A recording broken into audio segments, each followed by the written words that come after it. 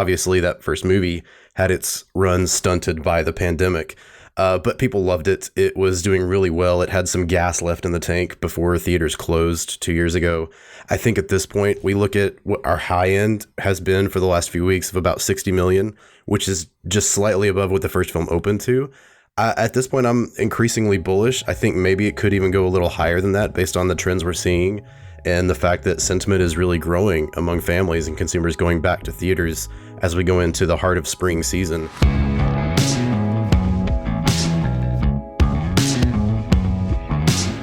This is the Box Office Podcast. I'm Russ Fischer, the editorial director of the Box Office Studios. I am here with Daniel Loria, the editorial director of Box Office Pro, Rebecca Pahle, the deputy editor of Box Office Pro, and Shawn Robbins, the chief analyst at Box Office Pro. So this week we're going to talk about video game movies and the history of video game movies and their long trials and travails on the big screen, in part because there was just the Uncharted movie and in part because there's a new Mario Brothers movie coming out in December, but mostly because of Sonic 2, the sequel to Sonic the Hedgehog, which opens this weekend. But first, we want to talk about a couple of really big headlines and performance and a little bit of weekend forecasting as well. So, Daniel, what are we looking at today? A lot of movement here on the M&A front, Russ, as we know the longer-lasting effects of the pandemic coming into clarity here with some mergers, some acquisitions, a big circuit in Europe for sale. Let's start off with the Indian market. Rebecca, you reported earlier last week on two of the biggest multiplex chains in India going into a merger. Yeah, that actually is the two largest exhibition chains in the Indian market.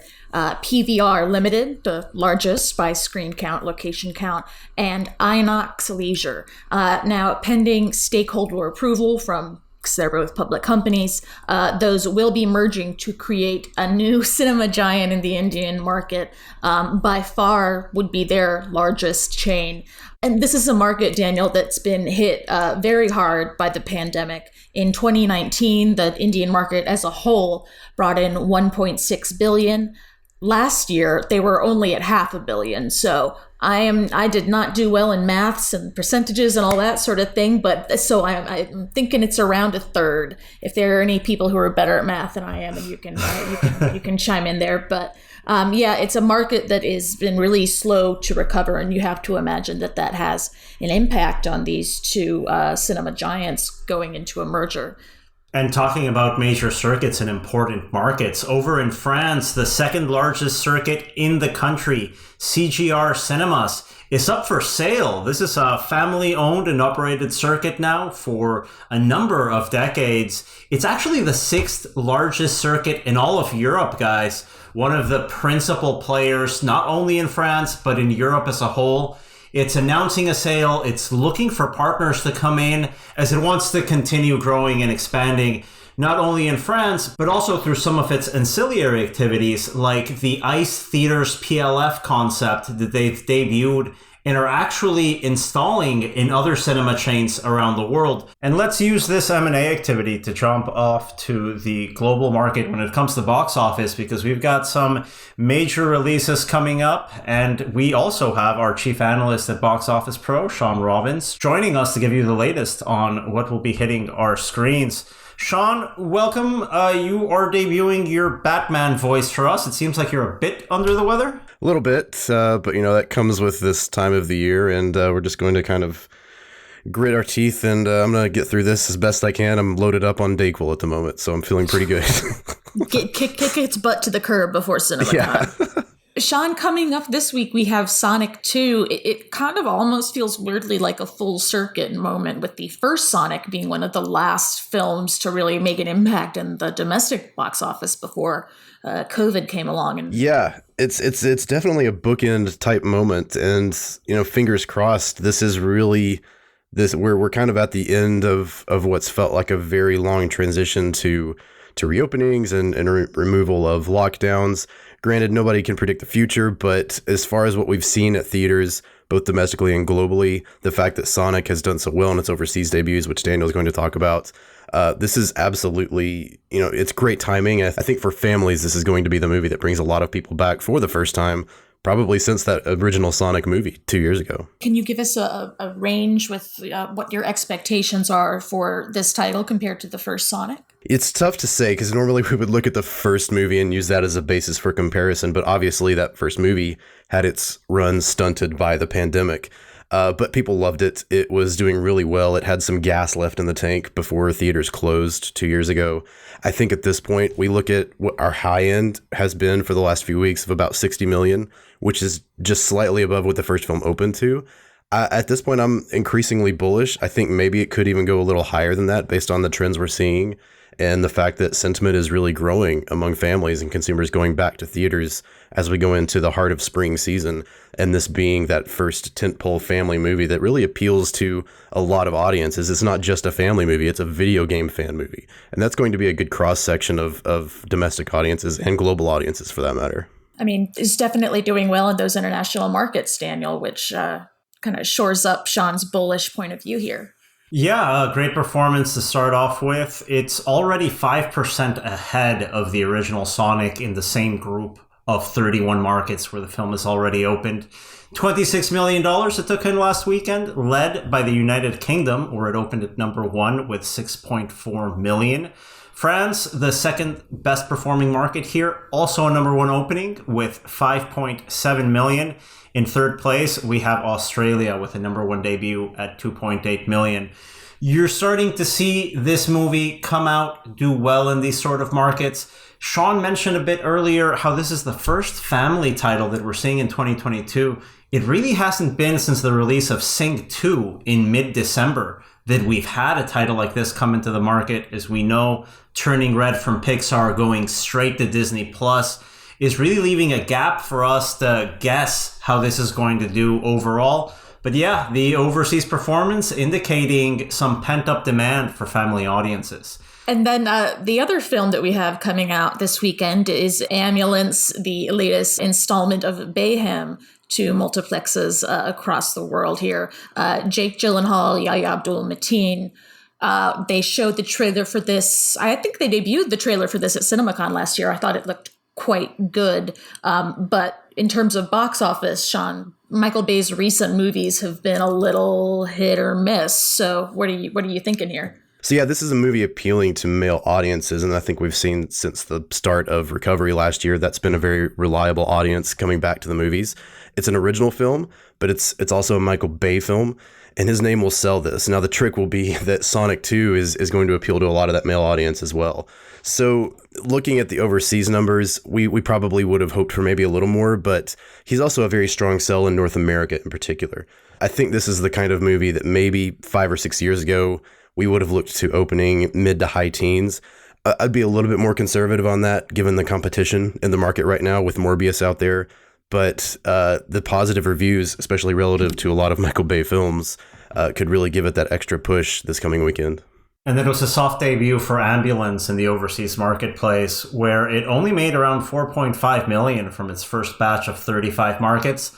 Not all of them being major markets. Probably the most notable one in terms of earning potential was Mexico, where it opened in number 2 behind The Bad Guys. Speaking to Shawn's analysis in this segment, that's a good example of how Ambulance is performing as a counter-programming when opening against the family title. Let's see how that shakes out here in the US. And of course, both Sonic 2 and Ambulance are going to be competing against some holdovers. Now, the main one in terms of screen count is going to be Morbius, which of course had a pretty soft weekend. We're also seeing A24's Everything Everywhere All at Once, which I had a chance to see over the weekend, and it made me weep. Unexpectedly, I loved the movie. I did not love the sensation of wearing a tear-stained mask necessarily. It was uncomfortable. With that and with Morbius, what kind of drops do you think we'll see? So Morbius is going to fall pretty hard, unfortunately. It's not only going up against Sonic, which will cut into its audience, it's going to be losing a lot of PLF screens to that and Ambulance. And we also just have to consider the reception to the film, which is, let's say, lukewarm to be nice from audiences and very decisively not good from critics. I think we can look at Venom as the best comparison point here, but even the recent sequel to Venom had stronger audience reception, and it still dropped 65% in its second weekend. So we could probably be looking at a much higher drop for Morbius. Everything Everywhere is an interesting case. We really haven't had quite as much insight into how wide it would be going. That can sometimes mean 1,000 theaters. It could mean 2,000. It could mean 3,000. A24 is one of the few indie distributors who has shown, especially recently, that they would go in more than 2,000 theaters. It's looking like this will be more of a staggered wide release in 1,000 or more. So having said that, that probably brings the forecast to maybe mid to high teens, 10 at the most, I would say. But if they go even wider than that, then it could contend for one of the studio's best openings. But it really looks like they have a lot of momentum on their hands either way, because this film is just really performing incredibly well in limited release. Shawn, thank you so much for powering through and joining us. Now we're going to ask you to please go drink a lot of water, take a lot of Dayquil, and go lay on the couch and rest up for CinemaCon, because I want to, a big Box Office Pro team all happy together. Got a gallon of orange juice with my name on it, so I'm going to go have a glass. Thank you, guys. And from there, let's go straight to our feature segment, where we will be doing a quick recap of the box office history of video game adaptations. Let's start off the way we did for the last time we did a box office history episode, when we spoke about all those Batman movies. Let's start with our elder statesman here, if I can call you that, Russ. May 28, 1993, Super Mario Brothers comes out from Disney. Where are you in life at this point? I must have seen it theatrically, but it doesn't stand out as a big memory, which is maybe a good hint of what this movie really represents. I will say that the Batman comparison is interesting because, by all accounts, I think the people who were principally involved with the Super Mario Brothers movie at the outset thought, we can do for video game movies what Tim Burton did for Batman. Like, it was very clear that that was kind of what they wanted. Nobody had made a video game movie before. I think people had tried, but it had looked like, I think everybody saw it for what it was, which was kind of like, how do we spin a story out of something that at that time inherently did not have a story? And that is a problem that continues to dog video game movies decades later. Like, that's still the thing that chiefly makes them very difficult to make. Let's talk about that IP recognition, Russ, because I think that's a very important thing to bring in when we talk about these video game adaptations. You had seen video games as a plot concept come up in movies like War Games, in movies like Tron. When we talk about IPs, as you mentioned, this is the best IP you could have possibly imagined. What was the cultural impact of Super Mario Brothers on the Nintendo Entertainment System during this time? At this point, we're into the second generation of Nintendo consoles that are available globally. So the Super Nintendo is out at this point, which means we're multiple Mario games in. Mario had started as an arcade game. Super Mario Brothers became the pack-in game that came with the original NES, the Nintendo Entertainment System, which means it was a game that literally everybody had. If you had a Nintendo, you had Super Mario Brothers. If you had a friend who had a Nintendo, you'd played Super Mario Brothers. As far as recognizable IP went for video games, Super Mario Brothers, while not as enshrined as it is now, was still a really big deal. And the thing about this movie is that I think if it was not a Super Mario Brothers movie, if it was almost this exact movie, but was not ostensibly a Super Mario Brothers movie, I think people would look at it as this bizarro, like, art punk. It's definitely has some classic, post-apocalyptic Johnny Mnemonic, 80s dystopian tackiness to it. I actually got interviewed for a documentary on this film, though I don't know if it's ever coming out. Oh, amazing. But the fashion of this film, they're like, we're going to make the dinosaurs vaguely BDSM. We're going to do a little bit of Blade Runner, a little bit of like 90s black PVC clothing. It was, I love it. It's a bizarre film. Like there was sort of a revolving door of potential directors originally, but the people that made this movie are the same people that created Max Headroom, which was this, new media / cyberpunk instant icon thing. And so you're like, oh, okay, like that kind of makes sense that they would do a video game movie, the first big video game movie. But then Disney bought into this late in the game. supposedly requested a lot of changes. Meanwhile, Nintendo, I think, is just kind of like this came relatively cheap rights-wise, all things considered, compared to what you would pay for Mario rights now. I can only imagine what Illumination and Universal are paying and sharing to Nintendo to make their new Mario movie. But at the time, I think they paid a couple $1 million for this, which is obviously a lot of money. But it's a bargain when you look at that potential, but right? a bargain for what you're getting. I think the Batman comparison here is important on these multiple levels, including the director choice, where you have a group of filmmakers that maybe can go somewhere similar to where Tim Burton took Batman. There's a clear aesthetic goal that is beyond just making a quick movie and putting it out there. Everything around about this, from the costumes to the production design, from that cast, spells out interesting movie. Ultimately, I don't know if you guys agree, this is a very forgettable title. There's very little about this movie I remember. Well, I think that in looking at the comparison to Burton's Batman, I think the big deal here is that Super Mario Brothers had interesting casting. It had a lot of ideas. I think everybody had something they wanted to do with this movie, but it does not have a unifying vision.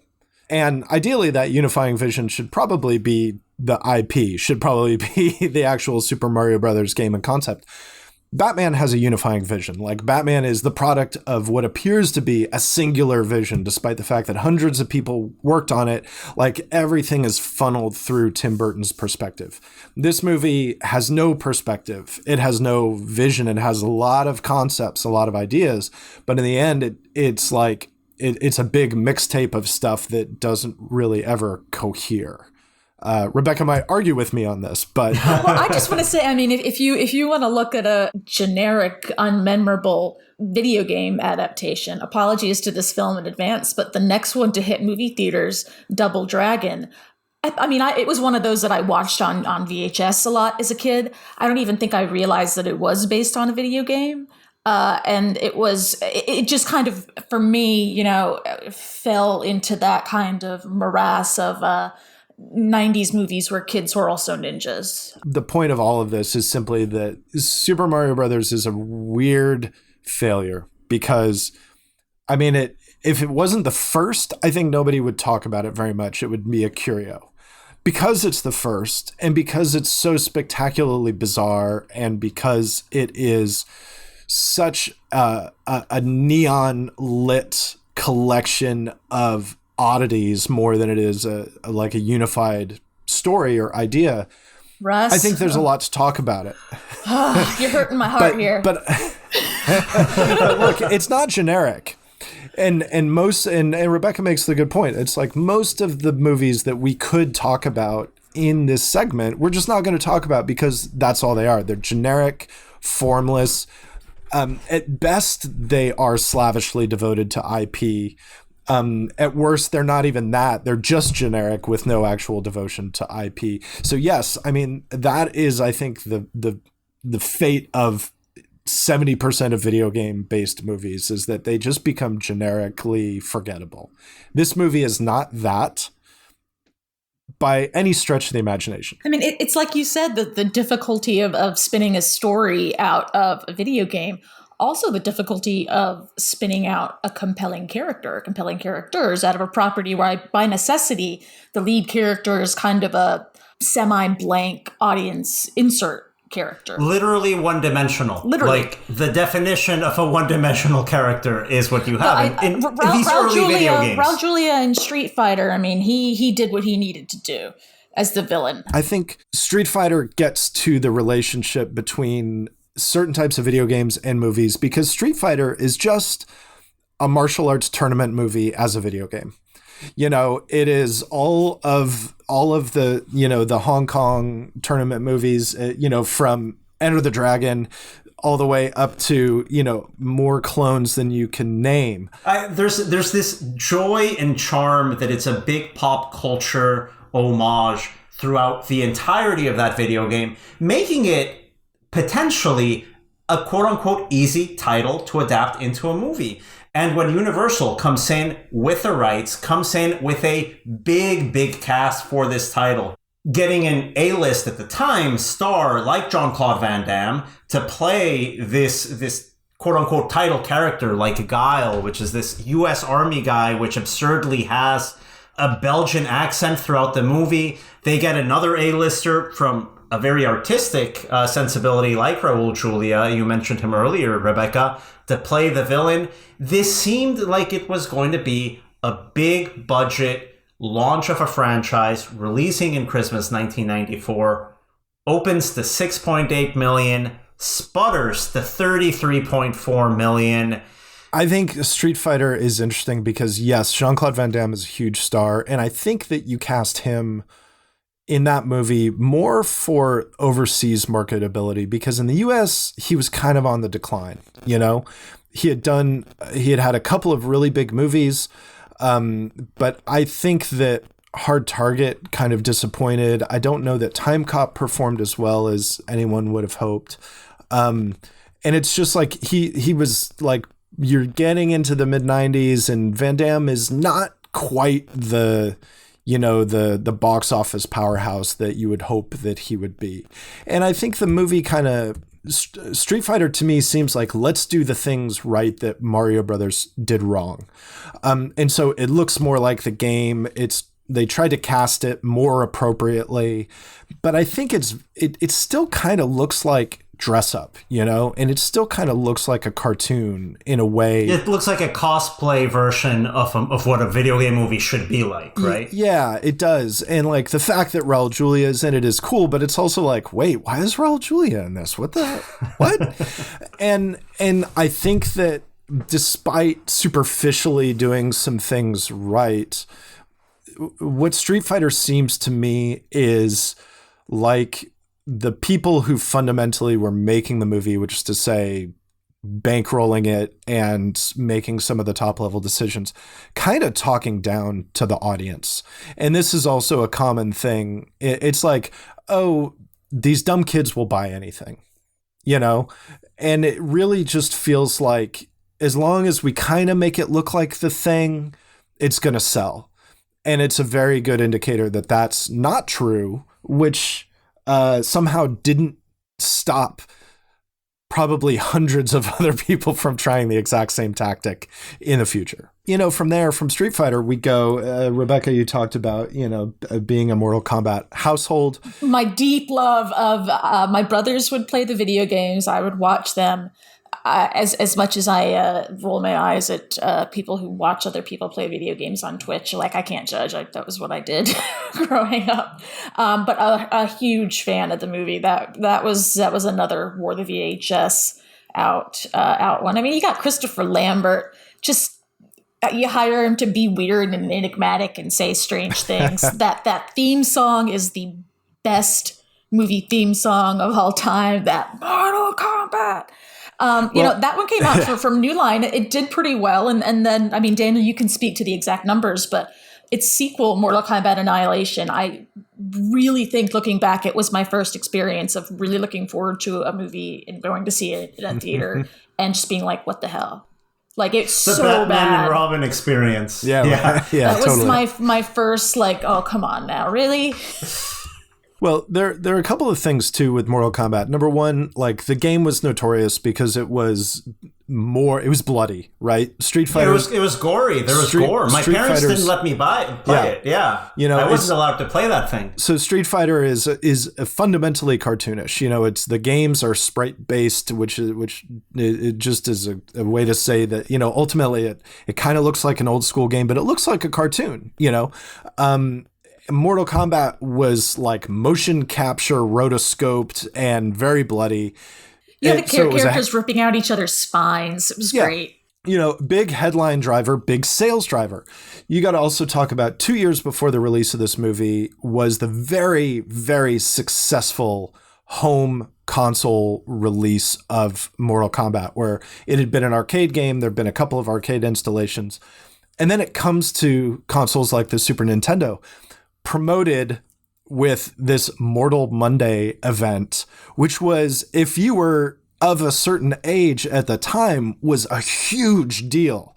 Like, it was a very successful promotional campaign that really let everybody that is the target audience for something like a Mortal Kombat movie, like pounds into that audience that Mortal Kombat is a thing and that it's kind of cool, right? So then when the movie comes out, not too long after that, it's like that audience is still there and still ready. And they were there to the tune of 23.2 million opening weekend, starting August 18th, 1995. Eventually got up to 70.5 million.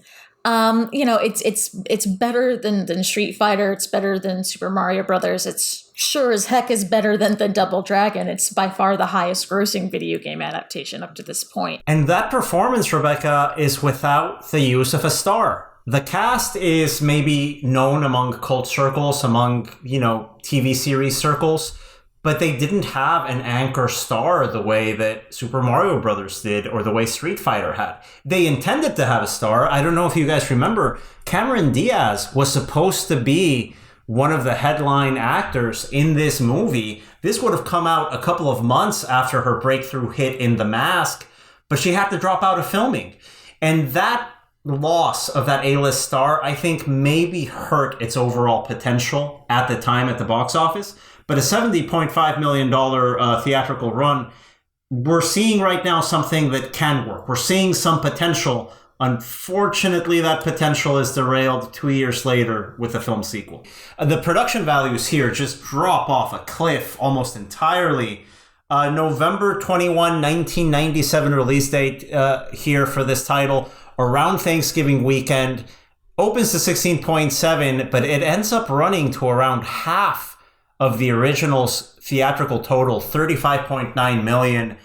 What's your takeaway on why this was just dead on the water and the impact it had for video game adaptations as a whole heading into the 2000s?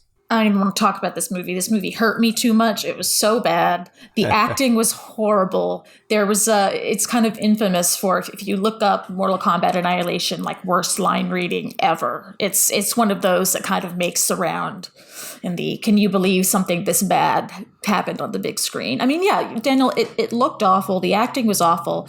It took the characters and the actors who, we didn't have any big stars in the first one, but your big Mortal Kombat maniacs came to grow somewhat attached to these people. And they just basically mixed up the cast for the second one. It was a big old mess. They had zero continuity. It was a cash grab. It looked like a cash grab, and it couldn't grab any cash. There you go. That's exactly it. Hey, it's the New Line Cinema way, prior to a certain point, prior to Lord of the Rings. Talk about the transition from these 90s movies that they try out these big IPs like Mortal Kombat, like Super Mario Brothers, like Street Fighter.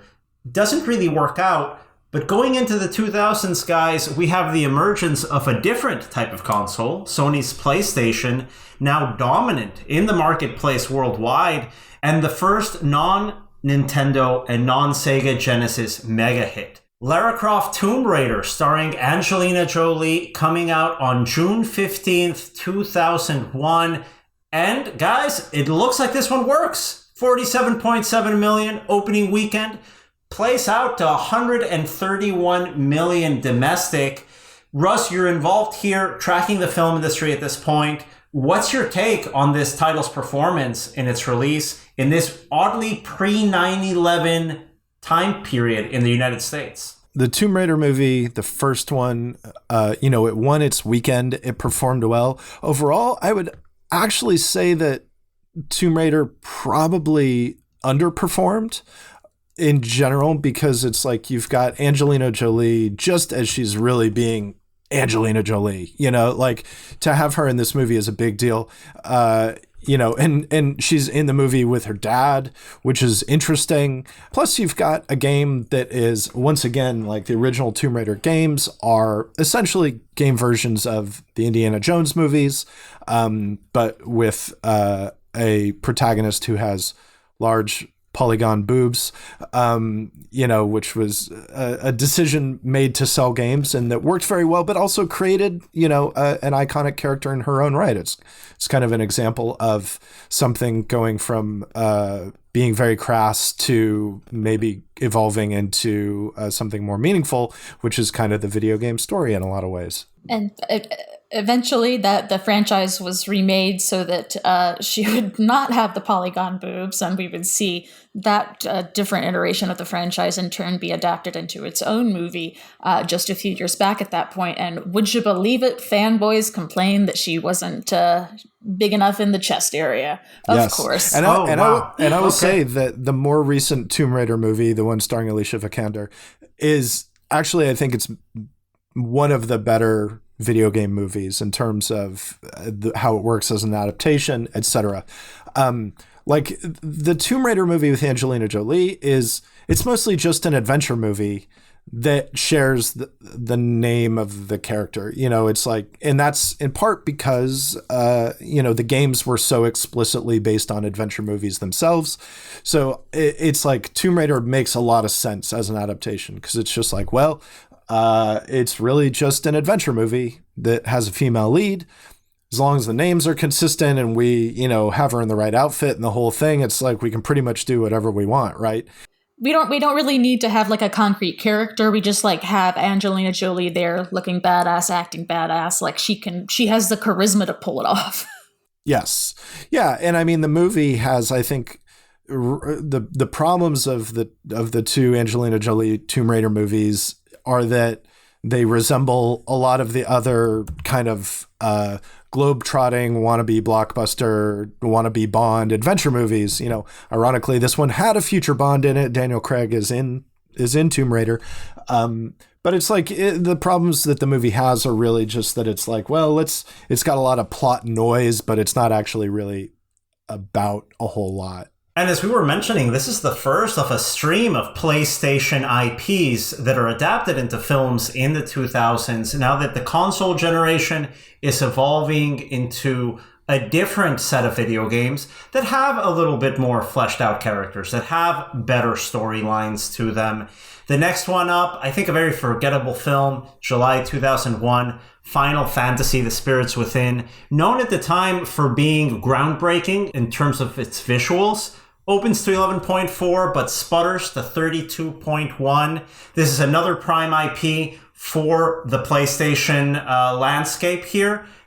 Wasn't really able to launch, but the one that follows that chronologically, Rebecca, we are talking about the only franchise to date that we can say has been a global hit when it comes to video game adaptations.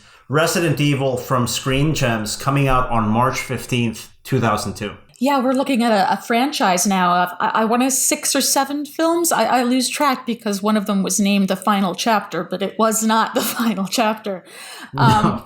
It's interesting that this film should come up, Daniel, because I was actually able to do an interview with Martin Motzkowitz of Constantine Films, one of the production companies behind Resident Evil. And that interview will be on boxofficepro.com to coincide with CinemaCon, because Martin Motzkowitz is getting an award there. But he mentioned something that was really interesting to me about that first Resident Evil, which is that this movie was led by Milla Jovovich, but it was really also very heavily ensemble in nature. And there was a conscious decision on the part of Constantine Film and the team behind this movie to make it a very diverse cast, pulling from a lot of different cultures, specifically so that the film, they had a mind towards it playing well globally. And I think that certainly, we're 6, 7 films in, 8, 9 films in at this point. You have to agree that was a successful move for them, Do it cheap, make it global. And it was very much a global play. Domestically, Resident Evil only made $40.1 million. Really nothing to write home about. But as the overseas market evolved, this franchise really came to its own and became self-sustaining across decades. I think the thing with the Resident Evil series is that it's kind of the proto Fast and the Furious in a way. It really is. In that, the way that it approached casting, the way that it introduces characters and kind of like recombines them and spins them off, and developed this big wide network of kind of interlocked storylines. It's very much the Fast and the Furious template before the Fast and the Furious movies did it themselves. And that's kind of interesting. It's also intriguing in that it doesn't remain slavishly faithful to the game. chooses some elements, it picks and chooses, it keeps a lot of the big iconography, but then it changes a lot of things. And in the end, that kind of didn't really seem to matter, because maybe in part because people were like, wow, Milla Jovovich really looks good in that PVC latex costume, whatever is going on there. Okay, let's go see this movie. Like, never underestimate that aspect. And that was spun into a massive franchise. And in fact, Paul W.S. Anderson and Milla Jovovich getting married and having a family and continuing to partner, they've partnered on more movies than I can count at this point, not just Resident Evil movies. So it's a really interesting thing. It's too bad I don't think it's a very good movie, but it does, it does something that none of these other movies had managed to do before. And the fact that it doesn't really hit for me is irrelevant. Like, it clearly hit for a lot of other people, and it clearly was able to turn into something that stuck around, and that makes it pretty notable. Yeah, I mean, the horror video game adaptation during the first decade of the 21st century was definitely a very real thing. Daniel, as you mentioned, the first Resident Evil only got 40.1 million domestic, but international it got 62.8 million. You have to imagine that's a factor in the green lighting, not only of Resident Evil's many sequels, but of films like Silent Hill Revelation, Blood Rain, starring the Blood Rain, directed by noted video game adaptation director Arthur Uribe, about whom the less said, the better, so we're not going to discuss his filmography. But you definitely saw a very, at the same time as you see something like Lara Croft, Tomb Raider, Cradle of Life, which is like a big budget sequel to the first Tomb Raider, you're also seeing these kind of small, nimble, globally oriented, horror is always a genre that, every culture likes to be scared in their movies a little bit, I think. So, and the problem is that the games are scarier than the movies. That's really the big thing that these titles all face. If you're trying to cross over, I think that, if you want to lure in the audience that loved the Resident Evil games or the Silent Hill games, the Resident Evil games were big hits. They're a big deal. And the games are really scary in a way that the movies are not. But these are movies that are easy and cheap to make, that are playing decently well in overseas markets. They fulfill a role in the 2000s in just hitting the marks they have to hit. Of course, that's a very different project than Tomb Raider. And when Lara Croft, Tomb Raider, Cradle of Life, the sequel to the 2001 film, comes out in July 25th, 2003, it comes out at a very different time in the film industry. The first Tomb Raider comes out a little bit after the first X-Men movie, but crucially before Spider-Man. By the time Tomb Raider 2 comes out, you've got 2 X-Men movies and Spider-Man, which very clearly set the path forward for the film industry. It's going to be comic books. Video games are going to take a back seat, and we see that in the performance of this sequel. Cradle of Life opening on July 25th, 2003 to 21.7 million, but only hitting half of the original's theatrical total in North America, 65 million. And then as you move forward past the Spider-Man and the X-Men movies, then you're also in the full flowering of internet fan communities. And you're in the Comic-Con era, when studios and production companies are putting together movies and trying to sell them to this audience specifically. And it's amazing to be in the big Comic-Con rooms in the mid 2000s and see the pitch for like a Hitman movie or something and have it just fall flat. And it's like everybody can smell a mile away that it's kind of a cash in. Everybody can smell that it's just like, oh, we see what you're doing here. We see that you think that we're easy and that we're going to show up to anything. That it's like we're going to show up to see Mark Wahlberg shooting guns in slow motion in the Max Payne movie. And you know what? No, we're not actually going to do that. This is definitely the throw spaghetti at the wall and see what sticks era in video game adaptations. I mean, you have, like you said, you have Hitman in 2007, Max Payne in 2008, 2009, they try to bring back Street Fighter with Street Fighter, The Legend of Chun-Li. And then the very next year, 2010, you have the regrettable Prince of Persia, The Sands of Time, starring Jake Gyllenhaal.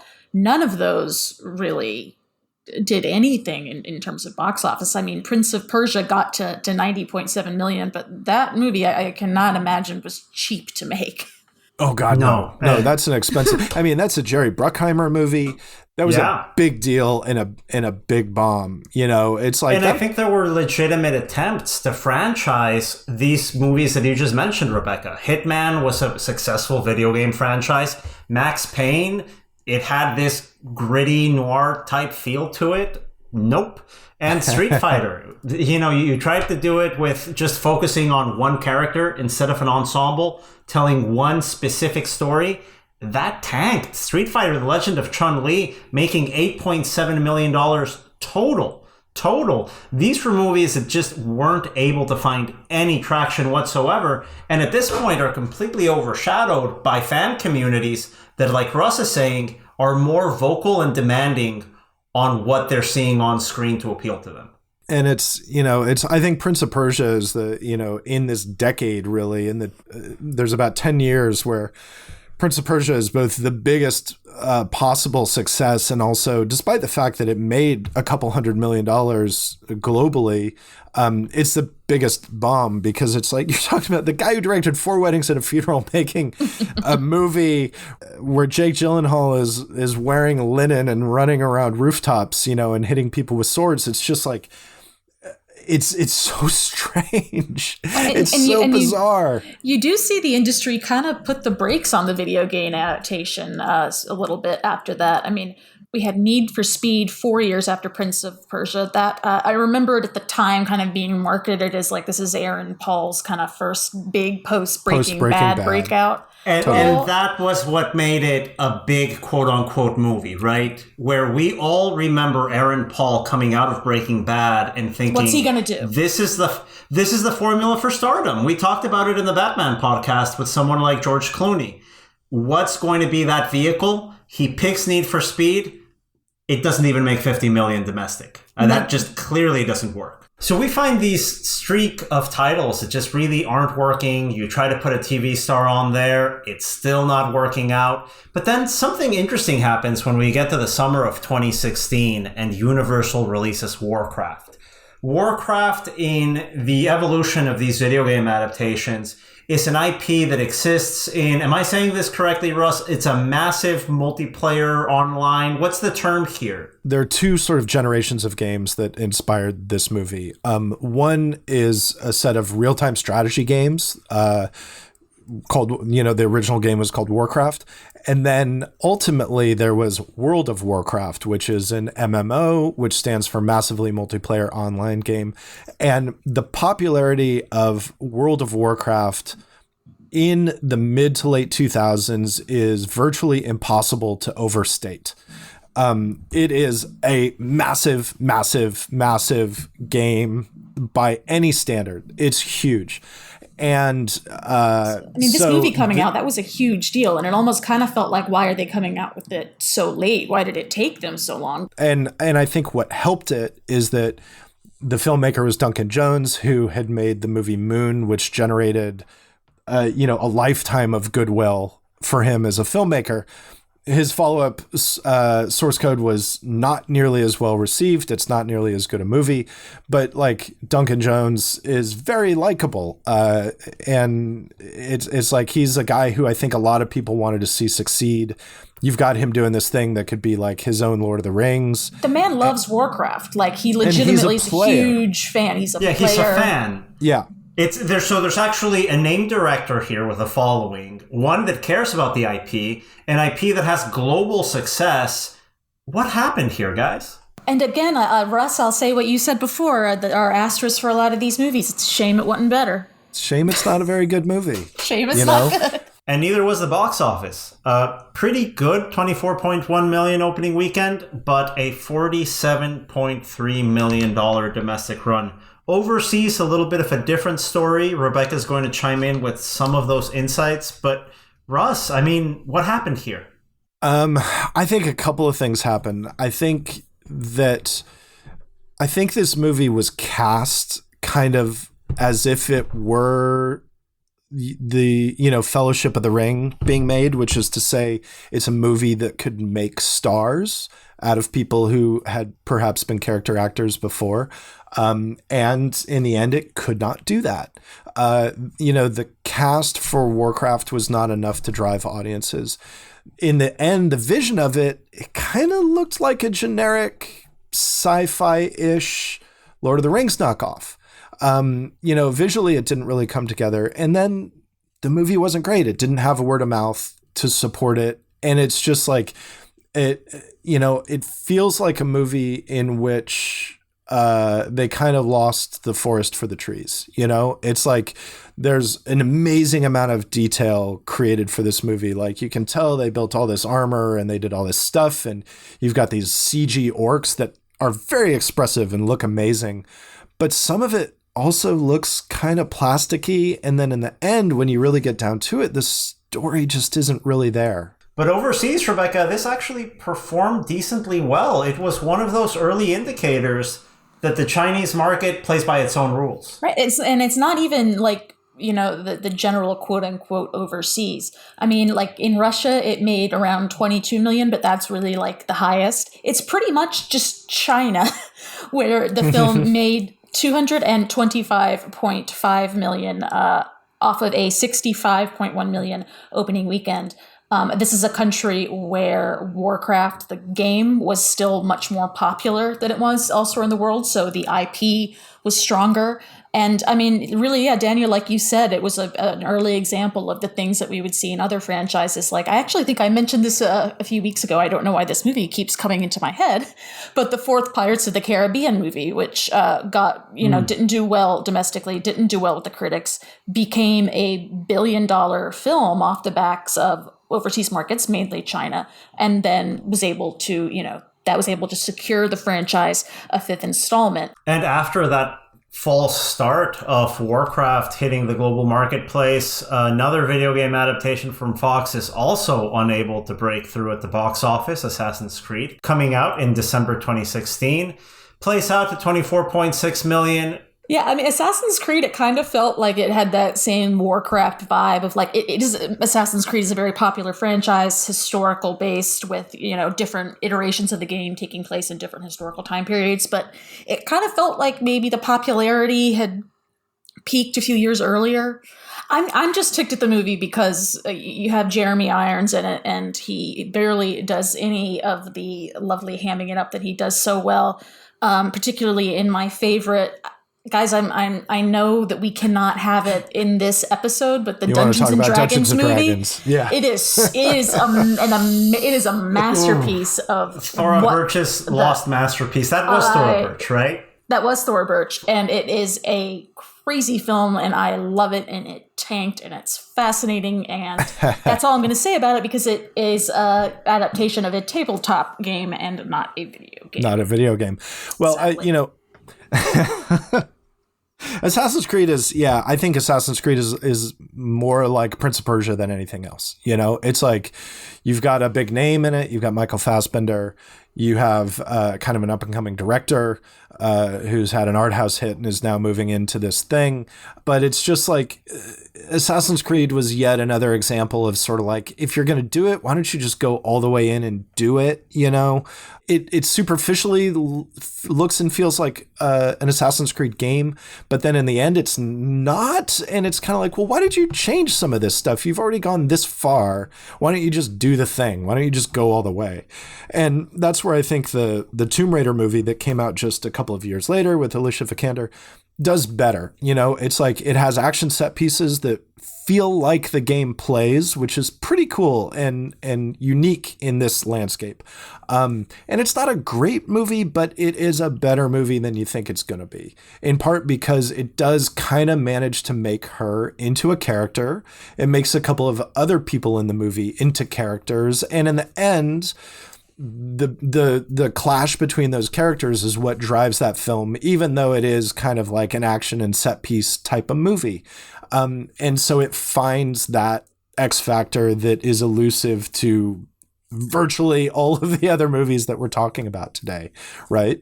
I mean, it definitely, I mean, I can see the shared DNA from Uncharted, which came out just a few weeks ago. It definitely feels like they have a very similar vibe, you know, someone kind of charismatic and talented doing this kind of new Indiana Jones action-heavy set-piecey type thing. But before we get to Uncharted in the 2010s, we do have kind of another wave of the video game adaptation movie, which is those based more off of children's properties. We have the Angry Birds movie, which, correct me if I'm wrong, that was the first movie, first theatrically released movie based off of a mobile game. Is that right, Russ?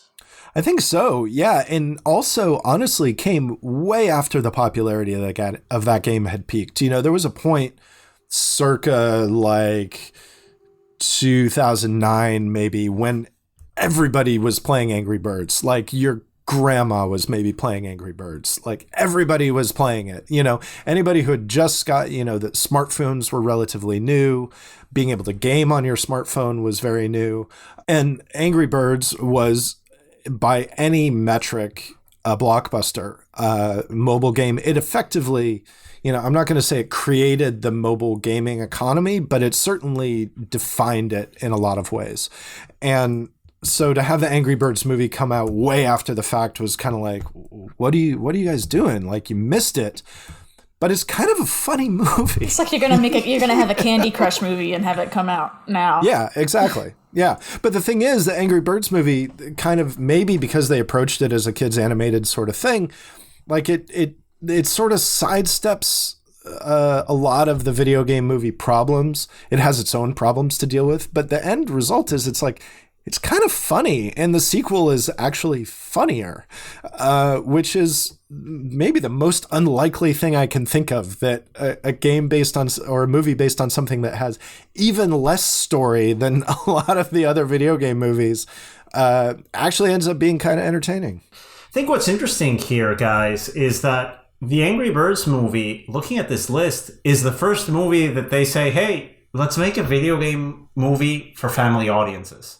Let's not make some guy with a gun trying to shoot people or a wannabe Bruce Lee movie. Let's just go ahead and make a family movie based on a game that children and adults play together. And it's a hit. 107.5 million domestic. The sequel doesn't do as well later on, but it starts this renaissance for the video game adaptation movement as films that don't have to be dark and gritty, maybe like some superhero movies are, but can go for this wide audience. Rampage from Warner Brothers coming out in 2018, 101 million. That streak continued by Pokemon Detective Pikachu, also from Warner Brothers in 2019, 144 million, leading us right up to the release, weeks before the onslaught of COVID restrictions around the world. Sonic the Hedgehog from Paramount, released on Valentine's Day weekend 2020 to $58 million that opening weekend. It looked like it was going to be a great domestic run, but then our lives changed forever. Yeah. What are your takeaways of what might have been the last experience at the movies for many people around the world before the pandemic? Okay, so I've got two things. One is about Pikachu and one is about Sonic. Detective Pikachu is interesting because you talk about, like, it is clearly a movie oriented towards families, but Pokemon at this point is a multi-generational success. You know, you're talking about people who were kids in the 90s, grew up. You talk about how anime now is popular in a way that is very different from the way it was popular in the 90s and 2000s. That is in large part because kids that grew up watching Pokemon and Dragon Ball in the 90s and 2000s are in their 20s and 30s now, and the anime fandom has grown up with them.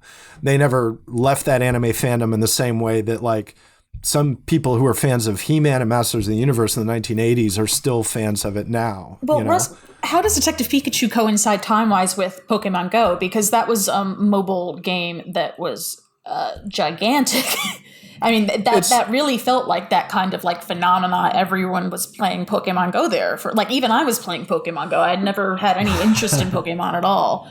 So it was definitely, you could tell it was time to be like part of this general reemergence of the franchise on a global stage. Not that it ever went away, but Pokemon is at this point, it's a legacy property. You know, it's like you've got multiple generations of people who've grown up interested in and watching and actively either playing the video games, playing the card game, watching the anime, all of the above, you know.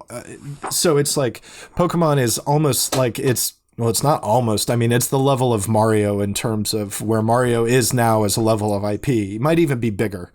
Yeah, I think it probably at this point, cross-platform, it probably eclipses Mario for Nintendo. This is Nintendo's big IP. The company that introduced home consoles into the world really doesn't have that same mind share that it used to in the 80s, in the 90s. That is now part of Sony, that is now part of Microsoft, that is now part of PC gaming or even mobile gaming. So yeah, when we talk about Pokemon, we really talk about what maybe Mario could have been, but never was. Maybe. And I mean, it could still happen. You know, there's a new Mario movie coming out in December from Illumination Entertainment. It, you know, is the company that animates the Minions and Despicable Me movies. It's got Chris Pratt as the voice of Mario, which is weird, but, you know, people know who Chris Pratt is.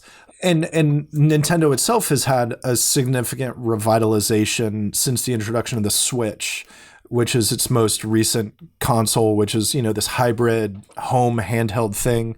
But I think all of this is a long way to get around the fact that, again, I'm not looking at the global numbers for Detective Pikachu, but I would almost call that movie a disappointment because you have this thing that is astonishingly popular, cross-generational, and you turn it into the Ryan Reynolds show, which I think... you know, when the trailer comes out, it's sort of like, oh, this is an interesting thing and kind of neat. And then we return to our mantra for this episode, which is, it's too bad it's not a better movie. I liked it, but yeah, it did feel, I mean, it was definitely an interesting decision to essentially make it a Who Framed Roger Rabbit kind of live action animation neo-noir riff. I appreciate a big swing, and internationally it did make $289.3 million. About 66% of its worldwide gross came from international territories. So, and it might not have been a huge box office hit or even lived up to its potential, but at the time it was the highest grossing video game adaptation domestically of all time, with 144.1 million. And that was actually eclipsed by Sonic the Hedgehog in 2020, despite the onset of the pandemic. Sonic the Hedgehog topping out right under 149 million. And of course, the pandemic comes in and derails the potential of what Sonic the Hedgehog can make when it comes to 2020. And Shawn mentioned it at the top of this episode. The Sonic movie ends up bookending this pandemic recovery period where we get into this crisis on the heels of its success and then emerge from the crisis with a movie that was made during the pandemic, greenlit, written, produced, and released in a world where COVID-19 is a reality. And I am just fascinated to see what happens with the performance. And we actually now have a couple of data points to see how video game adaptations can play out in this post-COVID marketplace. In between those two bookends, we have the video game adaptation of the COVID era, that being Warner Brothers' Mortal Kombat remake, which, you know, COVID era, went day and date in theaters and on HBO Max. One of the first movies that did so. One of the first. I hope I don't have anyone walk up to me and slap me at CinemaCon. I did watch it on HBO Max because it did not look good enough for me to pay money. This actually was my first movie in a New York City cinema once New York reopened. It was a 4DX ticket at the Regal Union Square to watch Mortal Kombat. Well, I want to compare our views of the movie then, because I found it, I barely remember anything about this movie. I watched it at home. I do not remember it. Did seeing it theatrically and having that like 4DX make it any better? Oh, no, it totally sucks. Okay. It's not a good movie at all. But it was an important movie-going moment to have this movie released, have it in premium formats, coinciding with the opening of the New York market. If I'm not mistaken, LA was either opening or in that like halfway where like you had Orange County open. That makes sense. That makes sense. I think it was in that like halfway period where some counties and what we call the Los Angeles DMA were open, but not everything. This was, at least for myself and other people, one of that first movie-going experience that you could pay a premium ticket for. And we see it in that opening weekend number, 23.3 million. But as you guys mentioned, HBO Max completely derails its potential after its first week on the marketplace, topping out at 42.3. I think it's unfair to judge this on a box office level comparatively because of these market conditions. It did what it had to do at a time when not enough movies were hitting screens. And I commend Warner Brothers for releasing this day and date when it did. I mean, I think the thing about the Mortal Kombat movie, and yeah, I would have really loved to see how it could have done purely theatrically in a more normal, quote unquote, marketplace, because it does all of the things that, in a lot of ways, it does things that, you know, the other game adaptations haven't done, which is that it does kind of stay truer to Mortal Kombat in a way. It's bloody and gory, which the previous movies were not, which is a thing that Mortal Kombat audiences want. You know, you go to see a Mortal Kombat movie, you expect to see some nasty stuff, and this movie provides some of that. I don't know, would it have cracked 100 million domestically? I mean, it was bad. It wasn't. Probably not, yeah. And then that second title coming out during the pandemic, not that long ago, in February 18, 2022, Uncharted from Sony, being one of the very few theatrical releases that was widely marketed, that really came in to give cinemas something that wasn't Spider-Man No Way Home to succeed in its screens. That movie's really been, I think, Spider-Man in it. Yeah, exactly. It also, yes, it did star Spider-Man and Marky Mark. Let's not forget him. And you know what? It is one of the few success stories we have from the first quarter of 2022. I think we're going to look back on Uncharted as being one of the more important titles just because of the role it played in the marketplace when it was released. So the thing about Uncharted is that it fulfills a lot of the same criteria that we've talked about with some of these other movies, which is that it's late. You know, it comes sometime after the popularity of the Uncharted games has peaked. It's not tied to like a new game release or anything like that, you know.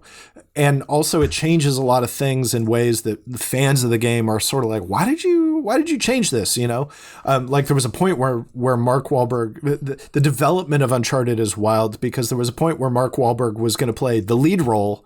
And then he ends up playing the mentor figure. He ages out. He aged out. Yeah. But I mean, this movie has been a revolving door of filmmakers, much the same way that Super Mario Brothers originally was.